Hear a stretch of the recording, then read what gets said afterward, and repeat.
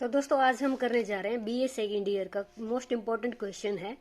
प्लेटो के न्याय के सिद्धांत की अवधारणा या आलोचनात्मक व्याख्या भी आ सकता है, या प्लेटो के न्याय के सिद्धांत का विश्लेषण कीजिए। इस तरह से तीन तरह से ये क्वेश्चन आ सकता है। आप इसको तैयार कर लीजिए। तीनों ही पैटर्न में ये सेम क्वेश्चन आपका रहेगा, तो आप ध्यान से एक एक लाइन को समझिए, क्योंकि इसको मैंने बहुत ही शॉर्ट कर दिया है आपके लिए। इजी सेंटेंस मैंने इसमें से आपके लिए यहाँ पे और की है, और उस हिसाब से आपको लर्न भी हो जाएगा।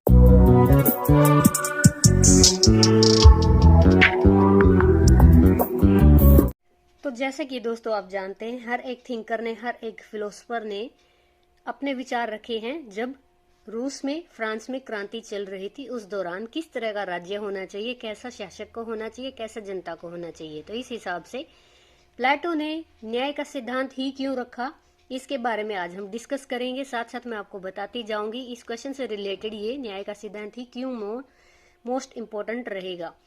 तो इसमें सबसे पहले देखिए, हम न्याय को समझ लेते हैं। न्याय शब्द प्लेटो के रिपब्लिक से उद्धृत है। रिपब्लिक मतलब क्या था? ये अपनी स्टेट को मानता था, जो एक नाम था। हालांकि ये गणतंत्र लोकतंत्र का विरोधी था, लेकिन इसने फिर भी एक स्टेट का नाम क्या, रिपब्लिक के हिसाब से लिया, जिसका प्रयोग प्लेटो आदर्श राज्य की स्थापना के लिए करता है।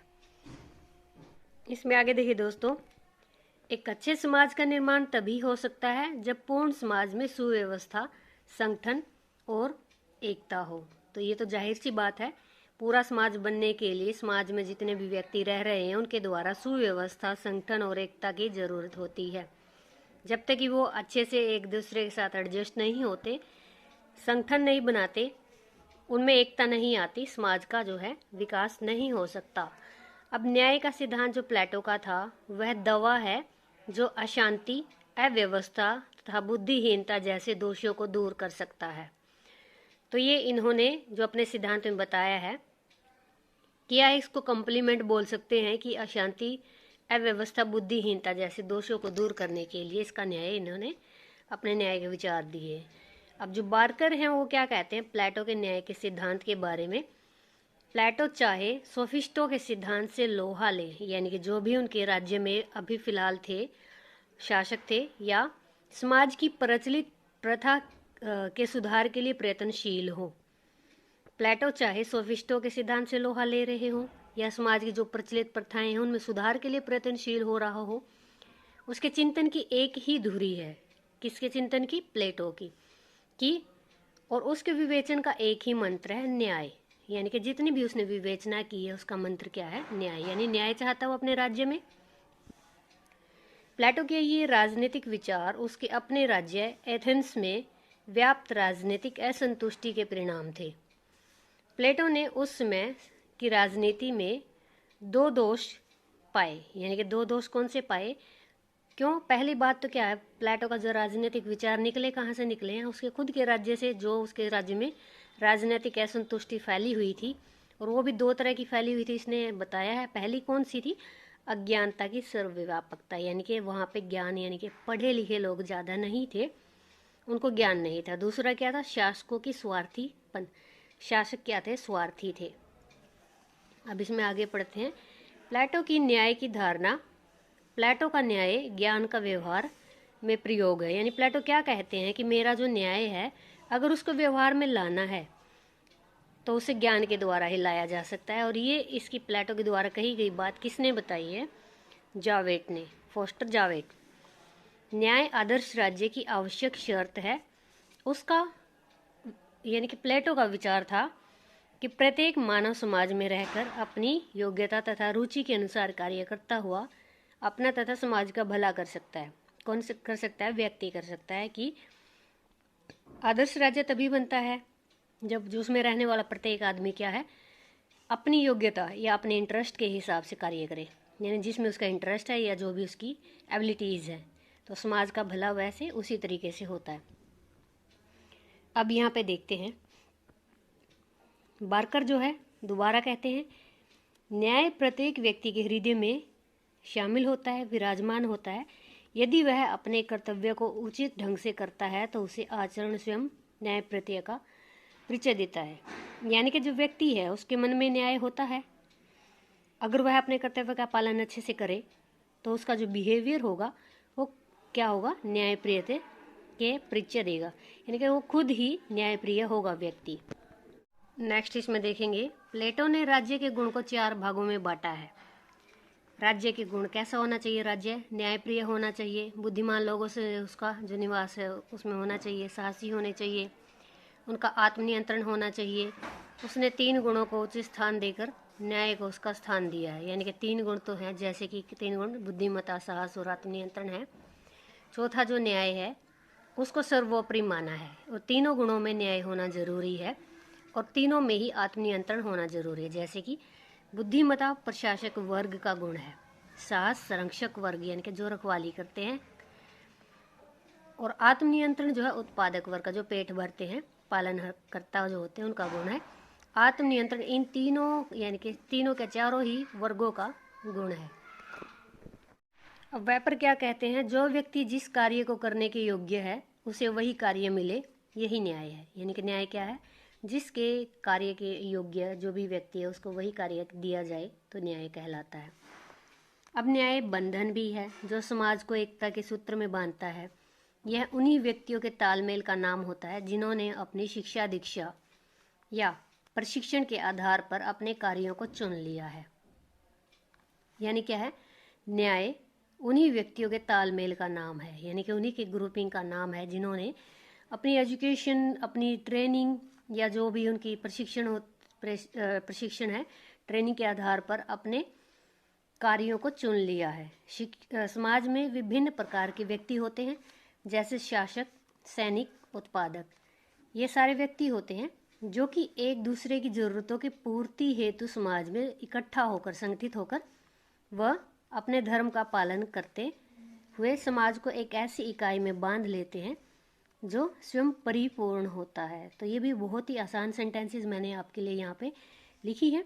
यह संपूर्ण मनुष्य की उपज है और उसी का प्रतिबंध भी है, यानी समाज बनाया भी मनुष्य ने है, प्रतिबंध भी उसी ने लगाया।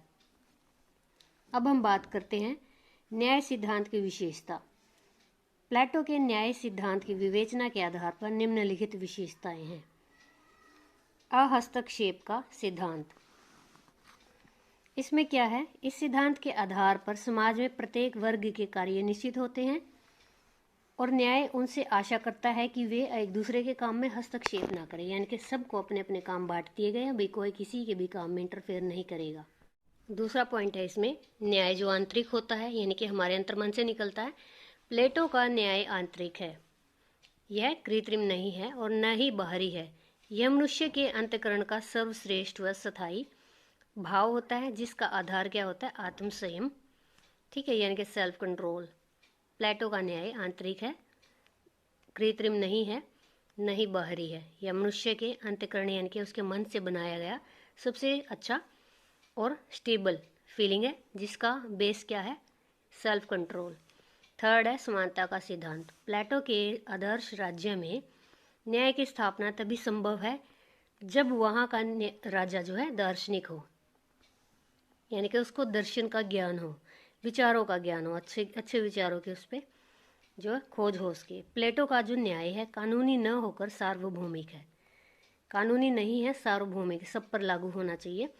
यह मानव जीवन के सभी पक्षों से जुड़ा हुआ है, राजनीतिक, सामाजिक, धार्मिक, आर्थिक। अब यह कर्म के अनुसार कर्तव्य पालन पर भी आधारित है, जैसे कि मैंने पहले ही बताया था।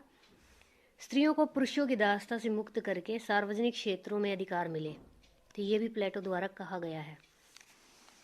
नेक्स्ट इसमें है प्लेटो के न्याय सिद्धांत की आलोचना। अब यहाँ पे आलोचनात्मक लिखेंगे, अगर क्वेश्चन आ जाता है कि प्लेटो के न्याय सिद्धांत की आलोचनात्मक व्याख्या कीजिए, तो उसमें आपको ये यहाँ पे बताना है। अरस्तु ने प्लेटो के सिद्धांतों की आलोचना इस आधार पर की है कि उसका न्याय सिद्धांत अत्यधिक एकता का सिद्धांत है, यानी कि उसमें ज़्यादा ही यूनिटी उसने दिखा रखी है, अच्छे विचार ज़्यादा डाल रखे हैं। अब पहला पॉइंट इसमें हम बताएंगे कि क्या आलोचना की है, किसने की है, अरस्तु ने की है। अपनी प्रकृति में बहुत निष्क्रिय है, यानी खुद का ही नेचर उसका क्या है, पैसिव है। किसका, प्लेटो के न्याय सिद्धांत का। प्लेटो का न्याय सिद्धांत वस्तुतः न्याय नहीं है, यह केवल मनुष्यों को उसके कर्तव्य मात्र तक सीमित करता है, सिर्फ कहता है कि आप ड्यूटी निभाओ, यह कोई ठोस कानून नहीं है बल्कि एक नैतिक भावना है। प्लेटो ने इस बात पर जोर दिया है कि प्रत्येक व्यक्ति को अपने कर्तव्य का पालन करना चाहिए, परंतु यदि कोई कार्य क्षेत्र पर संघर्ष उत्पन्न हो जाए, यानी एक दूसरे के काम में कोई इंटरफेयर करने लग जाए, तो उससे सुलझने के लिए या उसका सोल्यूशन निकालने के लिए भी कोई प्रावधान, कोई प्रबंधन किसके द्वारा, प्लेटो के द्वारा नहीं दिया गया है। नेक्स्ट पॉइंट है इसमें आलोचना में अत्यधिक पृथकता का सिद्धांत, यानी सबसे ज़्यादा ये इसको क्या करता है, अलग करता है। किसको अलग करता है, देखिए बार्कर के अनुसार आत्मा को 3 हिस्से में बांटा है। किसने बांटा है, प्लेटो ने। इन 3 हिस्सों का आधार समाज को भी 3 हिस्से कर देता है। यानी अगर आत्मा को 3 हिस्सों में बांट दिया है तो समाज है, जो व्यक्ति हैं वो भी तो 3 हिस्सों में बटेंगे। समाज को 3 हिस्सों में बांटना, इस बात का अर्थ वर्ग विभाजन, जाति तथा व्यवस्था के आधार पर पृथकवाद की भावनाएं उत्पन्न करता है। क्या करता है, 3 हिस्सों में बांट दिया तो इस हिसाब से जो है वर्ग विभाजन आएगा, फिर जात पात पे विभाजन आएगा, व्यवस्थाओं में विभाजन आएगा। क्या उसमें उत्पन्न होगा, पृथकवाद, उसकी भावनाएं उत्पन्न होंगी। अब यहाँ पे विशेषकर जब एक वर्ग दूसरे वर्ग के कार्य में हस्तक्षेप नहीं करता है, जैसे कि इसने कहा प्लेटो ने नहीं करता है। प्लेटो का सिद्धांत जातीय आधार पर सामुदायिक हित के उद्देश्यों को पीछे छोड़ देगा। अब जब ये कहता है हस्तक्षेप नहीं करता, तो वहाँ पे वर्ग विभाजन 3 हिस्से करने वाली बात नहीं होनी चाहिए। उससे क्या होगा, जो सामुदायिक हित यानी समाज का हित करना चाह रहा है वो क्या होगा, उसका उद्देश्य जो है पिछड़ जाएगा। अब इसमें थर्ड पॉइंट है व्यक्ति के पूर्ण विकास के अवसर का अभाव जो है मिलता है, तो इसके इस सिद्धांत के अकॉर्डिंग वो अभाव ही रह जाएगा। प्लेटो के अनुसार व्यक्ति वही कार्य करेगा जिसके वह योग्य हो। व्यक्ति का पूर्ण विकास अवरुद्ध हो जाएगा। क्यों हो जाएगा, जब समाज को 3 वर्गों में बांटा जाएगा, व्यक्ति का 2/3 विकास होगा। देखिए जब समाज को 3 वर्गों में बांट दिया गया है, तो ये इसमें नहीं जा सकता, ये इसमें, यानी कि इसने कहा है हस्तक्षेप नहीं करना है। तो अब मान लो इस व्यक्ति का विकास होगा तो वो क्या होगा, 1/3 होगा, तो ये 2/3 विकास उसका क्या होगा, रुक जाएगा, अवरुद्ध हो जाएगा, यानी उसका विकास इसकी वजह से, बंटवारे की वजह से नहीं हो पाएगा। अब जैसे मान लीजिए सैनिक है, ये इसको सैनिक मान लिया मैंने, और प्रशासक और उत्पादक नहीं बन पाया। क्या नहीं बन पाया, प्रशासक और उत्पादक नहीं बन पाया, जैसे कि यहाँ पे दे रखा है, तो उससे क्या होगा, उसका 2/3 विकास रुक जाएगा। इस प्रकार उसका केवल 1/3 ही विकास हो पाएगा, सिर्फ सैनिक ही बन पाएगा वो, क्योंकि एक वर्ग केवल एक ही गुण के लिए बाध्य है। अब ये सैनिक है, ये प्रशासक है, ये उत्पादक है, तो इस हिसाब से एक वर्ग चाहिए है, ये है, तो इनका इसके 1/3 ही विकास होगा, अदर में ये नहीं जा पाएंगे। अब यहाँ पे देखिए, यानी मैंने इसमें कोटेशन डाल रखी है, यानी राजा का बेटा सिर्फ राजा ही बनेगा अकॉर्डिंग टू प्लेटोज न्याय का सिद्धांत। ठीक है, principle of justice of Plato. श्रमिकों का राजनीति से संबंध न होना। अब सेबाइन ने कहा है कि प्लेटो का जो सिद्धांत है उसमें उसने क्या किया है, समाज अलग अलग कर दिया है, यानी कोई किसी के भी मामले में इंटरफेयर नहीं करेगा, व्यक्ति बिल्कुल अलग हो जाएगा। अब उसे राजनीति और प्रशासन से अलग कर दिया जाएगा, तो हम मान लेते हैं कि शासक वर्ग अधिक बुद्धिमान होता है, समझदार होता है, लेकिन इसका यह अर्थ नहीं है कि श्रमिकों को राजनीति और प्रशासन से अलग कर दिया जाए, क्योंकि कानून का प्रभाव तो सभी वर्गों पर बराबर पड़ता है। अब सभी वर्गों को ये बराबरी देना चाहता है, लेकिन फिर भी ये डिवाइड कर रहे हैं प्लेटो, तो उस हिसाब से क्या होगा, जो श्रमिक होते हैं वो राजनीति से बिल्कुल कट जाएंगे। अब नेक्स्ट इसमें आलोचना क्या है, अरस्तु ने कहा है कि इसका सिद्धांत, जो न्याय सिद्धांत है, वो अमनोवैज्ञानिक है, नेचुरल नहीं है। प्लेटो के अनुसार मनुष्य विवेक, साहस तथा तृष्णा से प्रभावित होता है, लालच से प्रभावित होता है, अर्थात एक समय पर केवल एक प्रवृत्ति से प्रभावित होता है, लेकिन व्यक्ति साहसी होते हुए भी तृष्णा और वासना से प्रभावित हो जाते हैं। आपको भी पता है, कोई कितना ही अपने नियम कानून पर हो, लेकिन अगर उसको लालच दिया जाता है तो वो क्या हो जाता है, वहाँ प्रभावित हो जाता है। तो ज़रूरी नहीं कि एक व्यक्ति में अगर गुण है तो वो उसी पे कायम रहे, वो बदल भी सकता है। अब यहाँ पे तो यह सिद्धांत इसने क्या बताया, अमनोवैज्ञानिक, यानी कि इसमें विज्ञान या फिर बोल सकते हैं इसमें साइकोलॉजी बिल्कुल भी फिट नहीं बैठती है। शासक वर्ग की तानाशाही।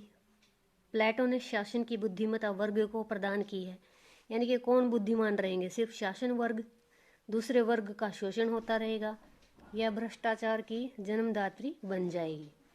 अब भ्रष्टाचार इसमें अपने आप आएगा जब जो प्रशासन है वो बुद्धिमान रहेगा और दूसरे को आगे बढ़ने नहीं दिया जाएगा। तो 7वां पॉइंट है सामान्य जनता पर अविश्वास। प्लेटो का सामान्य जनता पर बिल्कुल भी विश्वास नहीं था, ना ही उसका प्रजातंत्र में विश्वास था, यानी लोकतंत्र, प्रजातंत्र, गणतंत्र तीनों एक ही चीज़ के हिसाब से लगा लीजिए। जनता, 4 चीज़ों पर उसका विश्वास बिल्कुल भी नहीं था। वह साधारण जनता को शासन में भाग लेने के पक्ष में नहीं था। वो चाहता था कि जो साधारण जनता है वो शासन से, राजनीति से दूर रहे। अब इसमें 8वां पॉइंट है कर्तव्यों पर अधिक बल। प्लेटो ने कहा है कि एक व्यक्ति किसी दूसरे के कार्यों में हस्तक्षेप न करे, परंतु यदि ऐसा होता है तो दूसरे वर्ग के पास अपनी हितों की रक्षा के लिए कोई अधिकार नहीं है। यानी कि यह मामला क्या हुआ, शोषण का हुआ। अगर मान लीजिए यहाँ शासन वर्ग अगर गरीबों का जो शोषण करेगा, वो अपने अधिकार के लिए लड़ना चाहेगा, तो उसके पास तो कोई ऑप्शन ही नहीं रहेगा। यहाँ पे सिर्फ कर्तव्यों पर बल दिया गया है, अधिकार नहीं दिए गए हैं। अब 9वां पॉइंट है इसमें परिवार व संपत्ति का साम्यवाद, यानी मेलजोल आपस में अगर देखा जाए तो प्लेटो ने शासक वर्ग व सैनिक वर्ग को संपत्ति से वंचित करके भारी भूल कर दी। किसको अलग कर दिया? शासक वर्ग, सैनिक वर्ग को संपत्ति से वंचित कर दिया। क्यों? राज्य व्यक्ति के लिए है, ना कि व्यक्ति राज्य के लिए। यानी राज्य बनाया किस लिए जाता है? व्यक्तियों के लिए बनाया जाता है, उनकी सर्विस के लिए बनाया जाता है, ना कि व्यक्ति को राज्य की सर्विस करनी होती है। तो इस हिसाब से क्या है, साम्यवाद, यानी कि बिल्कुल कम्युनिस्ट पार्टी की तरह आ गया है, बिल्कुल एक तरह से राजतंत्र की तरह। 10वां पॉइंट है इसमें, एट लीस्ट आप 16 नंबर के क्वेश्चन में जो है 10 से 12 पॉइंट लिख सकते हो। बड़े राज्यों पर लागू नहीं होता। प्लेटो का जो न्याय का सिद्धांत है, बड़े राज्यों पर लागू नहीं होता। जहाँ करोड़ों की संख्या है वहाँ पर इसको लागू नहीं किया जा सकता। अब यहाँ पे अगर हम कंक्लूजन की बात करें, अकॉर्डिंग टू सेबाइन, प्लेटो का न्याय सिद्धांत भ्रष्ट है, स्टेबल है, यानी कि विकास से परिवर्तनशील नहीं हो सकता। अगर मान लीजिए किसी का शोषण हो रहा है, बदल नहीं सकते। यहाँ पे आत्मपरक है, यानी सिर्फ प्रशासक वर्ग की सेवा करने वाला है। मनोवैज्ञानिक है। मनोवैज्ञानिक के हिसाब से क्या है कि व्यक्ति में किसी भी तरह की जो है फीलिंग्स है, या फिर किसी भी तरह की जो लालच से ग्रस्त हो सकता है।